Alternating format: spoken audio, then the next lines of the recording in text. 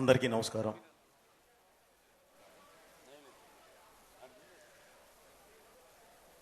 ముందుగా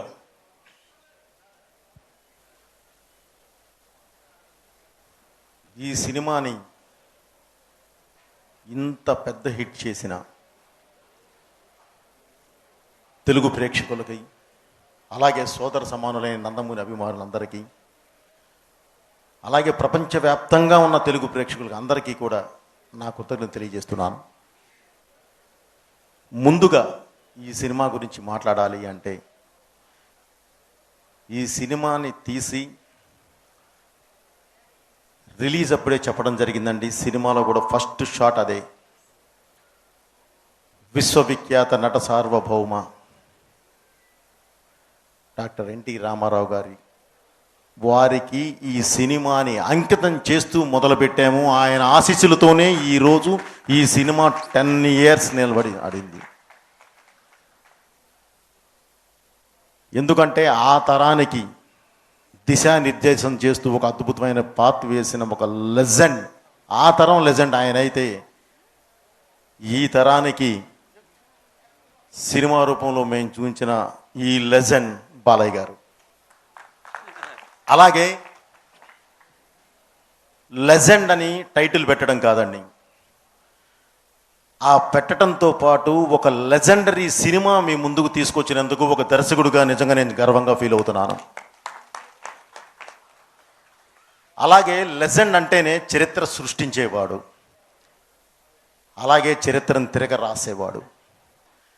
ఈ సినిమా అదే చేసిందండి.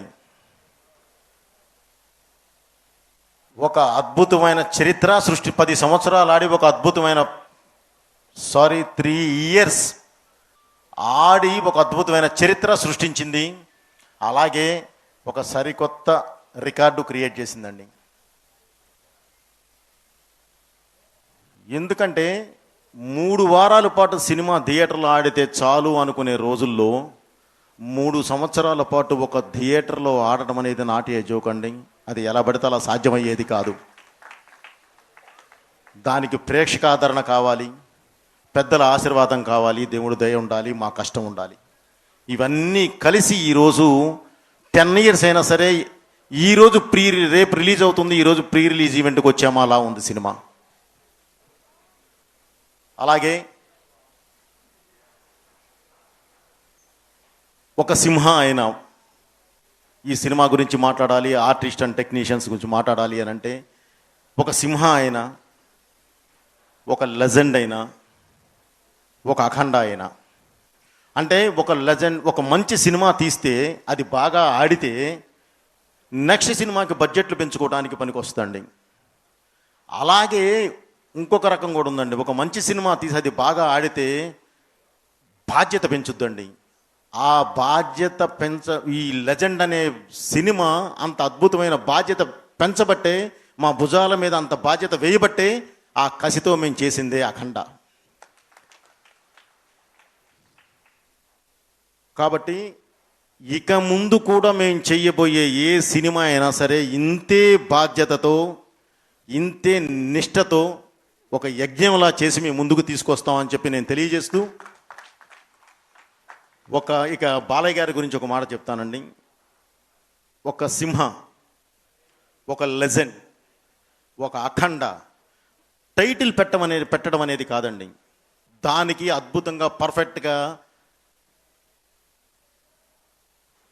న్యాయం చేసేవాళ్ళు కావాలి. ఆ న్యాయం చేసేది వాళ్ళు ఎవరయ్యా అని అంటే, సింహ అంటే బాలయ్య గారే కనిపిస్తారు, లెజెండ్ అంటే చరిత్ర తిరగ రాశారు, మీ కళ్ళ ముందే ఉంది. అఖండ అంటే ఈ రోజు కూడా దేదీప్యమానంగా వెలుగుతుంది, అది మీ అందరికీ తెలుసు. సో అది బాలయ్య గారికే సాధ్యమైందండి. ఆయన ఉండబట్టే, ఆయన నమ్మకమే ఈ 3 సినిమాలు. అంతే తప్ప ఎవరో నన్ను ఇది చేస్తూ ఉంటే నేను చేయలేను అంతగా. సో ఆయన నమ్మకమే ఈ 3 సినిమాలు. థ్యాంక్ యూ బాబు. మన రిలేషన్ ఎప్పుడు ఇలానే ఉండాలి, ఇలానే ముందుకు వెళ్ళాలి. మనం చేసే ప్రతి సినిమా ప్రేక్షకుల ముందు తీసుకొచ్చి ఇలానే ప్రతి సంవత్సరాలు మనం జరుపుకోవాలి. సింహ త్వరలో 15వ సంవత్సరం నిండుతుంది బాబు. అలాగే ఈ సినిమాకి పనిచేసిన, ఈ సినిమాలో చేసిన ప్రతి ఆర్టిస్టు, అంటే సోనాల్ చౌహాన్ థ్యాంక్ యూ మా. ఎక్కడో స్విట్జర్లాండ్లో ఉండి తను వేరే షూట్లో ఉండి లేదమ్మా ఇది 10 ఇయర్స్ ఆడిందంటే సార్ నా ఫస్ట్ తెలుగు సినిమా నేను కంపల్సరీ నేను వస్తున్నానని చెప్పి పరిగెత్తుకుంటూ వచ్చింది ఆ అమ్మాయి ఈరోజు. నిజంగా అందరూ అప్లాజ్ చేయాలి. అలాగే ప్రతి ఆర్టిస్టు రాధిక ఆప్టే, అలాగే పెద్దవారు మన ఆ గ్రాండ్ మా క్యారెక్టర్ చేసిన వారు ఎక్కడున్నా సరే ఆమె ఆత్మ సాధించాలని కోరుకుంటున్నాను. ఎందుకంటే వారు లేరు, అయినా సరే వాళ్ళని తలుచుకోవాల్సిన అవసరం ఉంది మనకి. అలాగే సీతారా గారు కానీ, ఈశ్వరీరావు గారు కానీ, మన రజిత గారు కానీ, ఇక మిగతా ఆర్టిస్టులు అందరండి. ప్రత్యేకంగా చెప్పాల్సింది జగపతి బాబు గారికి. జగపతి బాబు గారు ఫస్ట్ టైం జగపతి బాబు గారు ఇందులో ఒక అద్భుతమైన క్యారెక్టర్ చేశారు. విలన్ అని నేను అనండి, అది ఒక క్యారెక్టర్, అద్భుతమైన క్యారెక్టర్. ఆ క్యారెక్టర్ చేసి ఈరోజు మీరు చూస్తూ ఉంటే ఎలా ఉన్నారంటే అలా ఉన్నారు. అప్పటి వరకు ఒక షేడ్లో కనిపించిన ఆయన ఈ సినిమాలో కనిపించిన విధానం చూసి అందరూ చాలా హ్యాపీగా ఫీల్ అయ్యారు, షాక్ అయ్యారు. ఎందుకంటే ఆ ప్యాటర్న్ ఆఫ్ క్యారెక్టర్ ఆయన అంతకుముందు చేయలేదు. అలాగే మిగతా ఆర్టిస్టులు అందరికీ పేరు నా కృతజ్ఞత తెలియజేస్తూ ఒక్కళ్ళని మాత్రం నేను గ్యారంటీ మీ అందరి ముందు ఒకటి చెప్పాలండి. చలపతిరావు బాబాయ్ ఎప్పుడు నా ప్రతి సినిమాలో ఉంటూ బిడ్డ బిడ్డ బిడ్డ అంటూ ఉండే ఒక మంచి వ్యక్తి. ఆయన అకాలంగా ధనామని ఆయన శివైక్యం జరగడం జరిగింది. ఆయన ఎక్కడున్నా ఎప్పుడు బాబాయ్ మేము బిడ్డలమే, మేము ఎప్పుడు ఇలానే ఉండాలి, మా ఎదుగులు నువ్వు చూస్తూనే ఉంటావు అని ఆయన తెలియజేస్తూ, ఇక టెక్నీషియన్స్, ఈ సినిమాకి పనిచేసిన ప్రతి టెక్నీషియన్ అంటే మెయిన్ నా కళ్ళు అంటే నా కెమెరామెన్ రాంప్రసాద్ గారు, అలాగే నాకు ప్రతిదానికి ఎప్పుడు అండగా నిలబడే ఆర్ట్ డైరెక్టర్ ప్రకాష్ గారు, నేను చేసిన సినిమాకి పర్ఫెక్ట్గా న్యాయం చేస్తూ అద్భుతంగా శ్రావ్యంగా ప్రేక్షకుల ముందుకు తీసుకొచ్చే నా మ్యూజిక్ డైరెక్టర్ దేవిశ్రీ గారికి. యాక్చువల్లీ తను రావాల్సిందండి, తను ఈరోజు రాలేకపోయాడు. అలాగే మిగతా మన ఎడిటర్, నేను సినిమా తీసి ఒక రూమ్కి తీసుకెళ్ళిన తర్వాత, ఎడిటింగ్ రూమ్కి తీసుకెళ్ళిన తర్వాత దాన్ని ఒక పద్ధతిగా ఒక సిస్టమ్ ప్రకారం దాన్ని ఒక దీనిలో తీసుకొచ్చే నా ఎడిటర్ చంటి గారికి, అలాగే మన తమ్మిరాజు గారికి, అలాగే ఈ మేనేజర్స్ నా దీనికి పనిచేసిన ప్రతి మేనేజర్కి, నా డిపార్ట్మెంట్ డైరెక్షన్ డిపార్ట్మెంట్ అందరికీ కూడా, ఈ సినిమాలో పనిచేసిన ప్రతి ఒక్కరికి పేరున నా కృతజ్ఞత తెలియజేస్తూ, ఇక నేను మాట్లాడాల్సింది నా ప్రొడ్యూసర్స్. సినిమా తీయటం అంటే ఆషామాషి కాదండి, దాన్ని ఎంతో నిష్టతో నియమంతో చేయాలి. ఆ చేసే ప్రాసెస్లో మేము సెకండ్ సినిమా కాబట్టి చాలా గట్టిగా వెళతాం. ఆ వెళ్ళేదానికి నాకు కావాల్సింది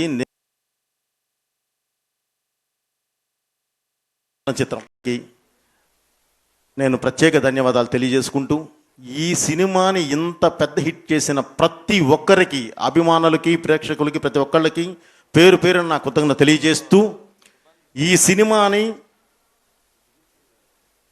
మళ్ళీ రేపు 30వ తారీఖు అంటే ఎల్లుండండి 30వ తారీఖు రిలీజ్ చేస్తున్నాము. అభిమానులందరూ, ప్రేక్షకులందరూ కూడా మళ్ళీ అదే తరహాలో ఆదరిస్తారని చెప్పి మనస్ఫూర్తిగా కోరుకుంటూ, ఇక ముందు చేయబోయే ప్రతి సినిమా కూడా మా కాంబినేషన్లో చేసే సినిమా ఇంతకన్నా మంచి సినిమా మీ ముందుకు తీసుకొస్తానని చెప్పి మాటిస్తూ, థ్యాంక్ యూ, మీ బోయపాటి.